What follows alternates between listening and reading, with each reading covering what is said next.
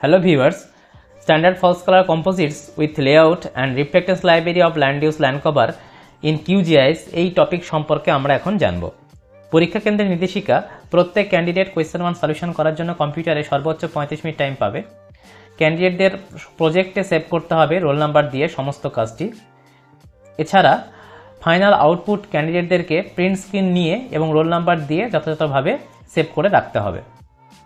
2023 সালের sample question 1 এ prepare a standard false colour composites with suitable layout from the given satellite data of the Bhagirathi Jalangi interfluve West Bengal, এটার জন্য 6 number. Prepare a reflectance library of any 4 land use and or land cover features across the 4 image bands, এটার জন্য 9 number রয়েছে। আর band রাখা রয়েছে 25 জানুয়ারি 2025 এই ফোল্ডারের মধ্যে। আরেকটি নির্দেশিকা ই ড্রাইভের ভিতরে রোল নাম্বার দিয়ে একটি ফোল্ডার করে তার মধ্যে সমস্ত কাজগুলো সেভ করে রাখতে হবে। সম্ভাব্য মার্ক ডিভিশন কেমন হতে পারে এই 15 নাম্বারের? এক্সিকিউশন অফ এসএফসিসি তার জন্য 4 নাম্বার, অ্যানোটেশনের জন্য 2 নাম্বার, টেবিল প্রিপারেশন তার জন্য 1 নাম্বার, আর 4 land use and land cover features determine করার জন্য 8 নাম্বার। এই 8 নাম্বারের ব্রেক্সটা কেমন হতে পারে? হাফ মার্ক একটা ব্যান্ড আইডেন্টিফিকেশনের জন্য, তাহলে 4টে ব্যান্ড থাকে তার জন্য তাহলে 2 নাম্বার। এইভাবে যেহেতু 4টে ফিচার্স তাহলে 4 × 2 হয়ে 8 নাম্বার। 25 জানুয়ারি 2025 ফোল্ডারের মধ্যে থেকে 4টি ব্যান্ড কপি করে অর্থাৎ কন্ট্রোল-C করে নিজের তৈরি করা রোল নাম্বার দিয়ে যে ফোল্ডার তার মধ্যে পেস্ট করা হলো, কন্ট্রোল-V। এরপরে QGIS প্ল্যাটফর্মে এসে SCP ব্যান্ড সেট, এখানে ওপেন এ ফাইল, এখানে ক্লিক করে রোল নাম্বার ফোল্ডারের মধ্যে থেকে 4টি ব্যান্ড পরপর প্রথমে 2, তারপর 3, 4 এবং 5 ওপেন করা হলো। ব্যান্ড সেটের মধ্যে দেখে নিতে হবে ওই অর্ডারে রয়েছে কিনা, অর্থাৎ প্রথমে ব্যান্ড 2, তারপর 3, তারপর 4, তারপরে 5। ওয়েভ লেন্থ এইখানে গিয়ে ব্যান্ড অর্ডার এটিকে সিলেক্ট করতে হবে। এরপরে create virtual raster tick on, create raster এটাতেও টিক অন করা হলো। এরপরে রান, রোল নাম্বার ফোল্ডারটিকে কানেক্ট করাতে হবে, সিলেক্ট ফোল্ডার করা হলো। এরপরে এটি স্ট্যান্ডার্ড ফলস কালার কম্পোজিট। এখন স্ক্রিনে আমরা দেখতে পাচ্ছি ভার্চুয়াল রাস্টার ক্রিয়েট হয়েছে এবং স্ট্যাক রাস্টারটাও ক্রিয়েট হয়েছে। এরপরে স্ট্যাক রাস্টার এটিকে টিক অফ করা হলো। ব্যান্ড সেট রাস্টার এটিতে সিলেক্ট করে RGBতে গিয়ে এখানে 3 to 1 এটা করা হলো। এরপর আমরা স্ক্রিনে এখন দেখতে পাচ্ছি স্ট্যান্ডার্ড FCC। প্রশ্নের প্রথম পার্টে প্রিপেয়ার স্ট্যান্ডার্ড FCC এই পর্যন্ত কাজটা কমপ্লিট হলো। কোয়েশ্চেনে বি পার্ট করার জন্য আমরা একটি এক্সেল শিট এরকম তৈরি করে নিতে পারি, যেখানে land use land cover features, তারপর DN values, band 1, band 2, band 3, band 4, এরপরে কোঅর্ডিনেটস, ইস্টিংস এবং নর্দিংস, এই ভ্যালুগুলোকে এরকম করে নিয়ে এরকম একটি আমরা টেবিল তৈরি করে নিতে পারি। ওয়ার্ডেও করা যেতে পারে বা এক্সেলেও করা যেতে পারে, বা আমাদের পরীক্ষার সময় যদি খাতাতে করতে হয় তার জন্য আমরা খাতাতেও এরকম একটা টেবিল বানিয়ে নেব। এটিকে মিনিমাইজ করা হলো। Band set virtual band set 1 এটিকে সিলেক্ট করা হলো।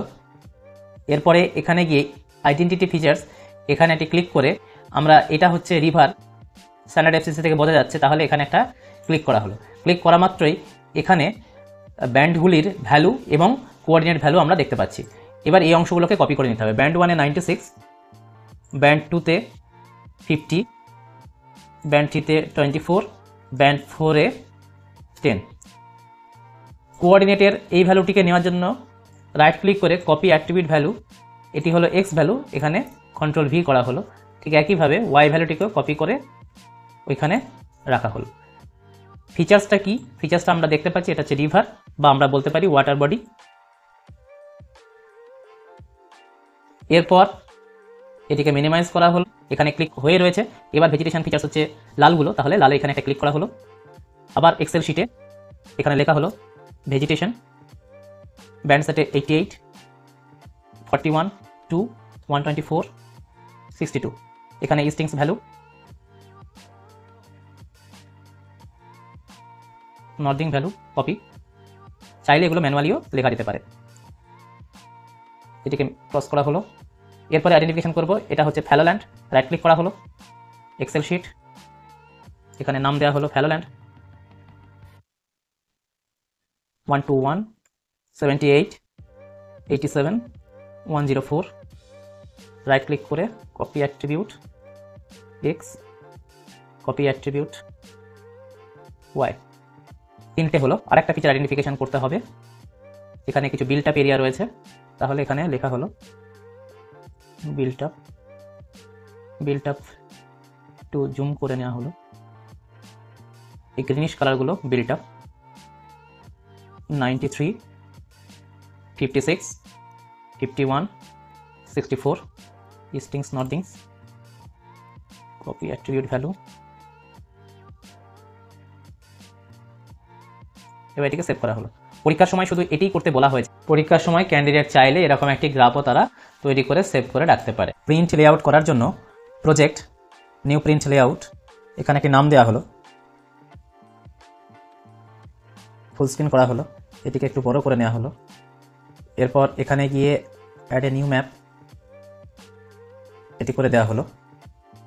এরপর মেন প্রপার্টিসটাকে মিনিমাইজ করা, layer minimise, extension minimise, grids plus grid 1, modify grid, frame and annotations only, CRS change করে WGS 84 ওকে করা হলো। ইন্টারভ্যাল 0.4, এখানেও 0.4 মিনিমাইজ করা হলো। ফ্রেম ইন্টেরিয়ার এক্সটেরিয়ার ট্রিক্স করে দেওয়া হলো, এটিকে মিনিমাইজ করা হলো। Draw coordinates, degree minute with suffix, left vertical ascending, right vertical ascending, font একটু বাড়িয়ে দেওয়া হলো, করা হলো।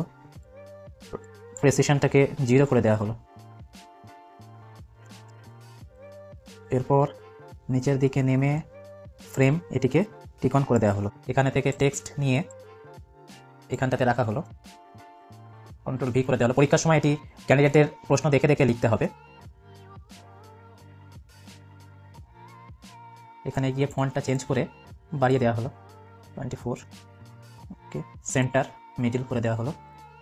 এখান থেকে স্কেলটি নিয়ে স্কেল অ্যাসাইন করে দেওয়া হলো এখানে। আচ্ছা, ডেটা সোর্সও লিখে দিতে পারলে ভালো হয়।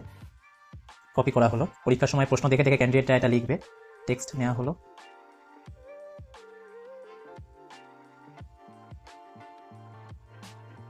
চাইলে ফন্টটাকে একটু বাড়ানো যেতে পারে। এরপর সেন্টার মিডিল,